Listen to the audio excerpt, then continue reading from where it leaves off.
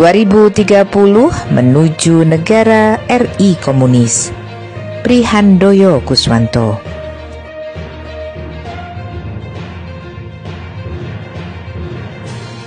Jika 2024 bangsa ini tidak mampu mengembalikan Undang-Undang Dasar 1945 dan Pancasila dalam kehidupan berbangsa dan bernegara, maka bersiaplah Indonesia akan menjadi negara komunis. Kita bisa rasakan sejak Undang-Undang Dasar 1945 diganti Undang-Undang Dasar 2002, komunis masuk di segala bidang kehidupan berbangsa dan bernegara. Kemudian Pancasila ingin diubah dengan Pancasila 1 Juni melalui Kepres nomor 24 tahun 2016 tentang hari lahirnya Pancasila. Kepres ini digunakan untuk konsideran RUU HIP dan RUU BPIP.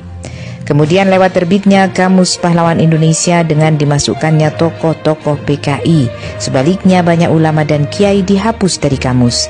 Tidak ada yang protes. Dan lucunya, sejarah serangan umum 1 Maret di Yogyakarta, nama Soeharto sebagai pelaku utama bersama Panglima TNI Jenderal Sudirman dan Hamengkubuwono ke-9 dihapus. Kemudian ada juga pernyataan Panglima TNI Andika Perkasa soal anak PKI boleh masuk TNI. Puncak dari strategi menghidupkan PKI gaya baru adalah Kepres nomor 4 tahun 2023 dan Impres nomor 2 tahun 2023 tentang penyelesaian HAM masa lalu. Memutarbalikkan fakta dan menimpakan kesalahan kepada orang lain adalah strategi PKI. PKI sebagai pelaku pemberontakan G30S PKI dan pembunuhan para jenderal justru diubah menjadi korban HAM berat. Dan hari ini PKI merdeka karena korban HAM berat dan perlu disantuni, dipulihkan hak-haknya. Anehnya bangsa ini diam apatis melihat hal ini. TNI dan NU tertuduh pelanggar HAM juga tidak bergeming. Obor, One Belt One Road Cina, proyek ambisius dengan dana prestisius menjadikan Cina ingin meraih tampuk kepemimpinan dunia melalui hegemoni politik dan ekonomi. Cina telah berevolusi dari penganut ekonomi sosialisme atau komunis menjadi kapitalisme sejati, bersaing dengan Amerika Serikat dan sekutunya. Kehadiran Cina juga menjadi ancaman Amerika Serikat dalam menggusur pengaruhnya di pentas global. Dikabarkan pemerintah Jokowi menyetujui proyek obor yang diinisiasi Cina. Diperkirakan tahap awal proyek raksasa obor Cina sudah ditandatangani pada April 2019.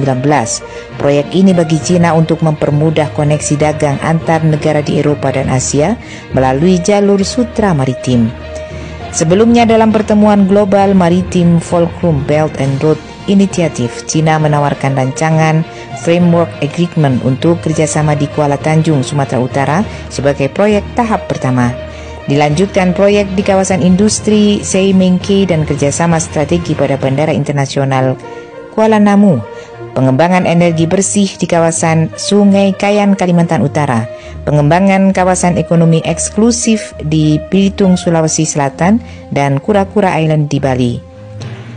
Proyek obor Cina diyakini dapat memberikan kerugian bagi Indonesia dari 28 kerja sama antara Indonesia dan Cina. Nilainya mencapai 1,3 triliun.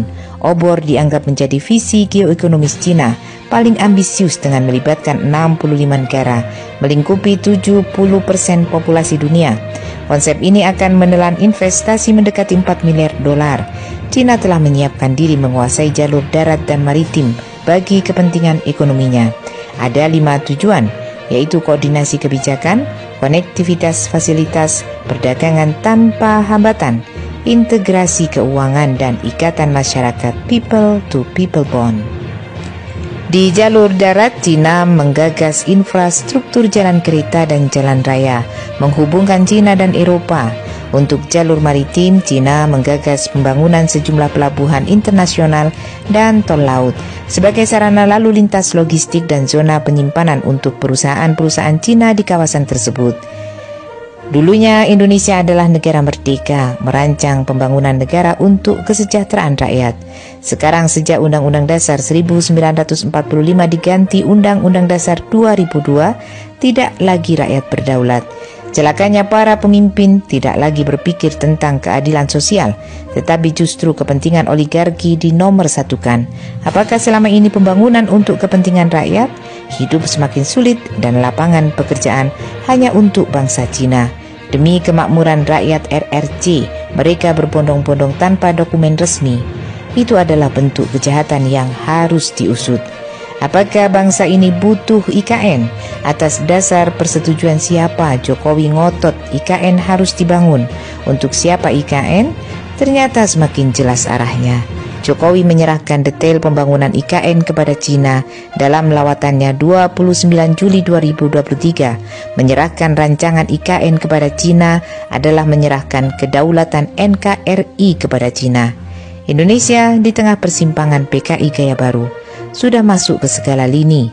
Kehidupan kewaspadaan kita ambyar, sebab justru PDIP menjadi motor pengganti negara berdasarkan Pancasila dengan Pancasila gaya baru 1 Juni.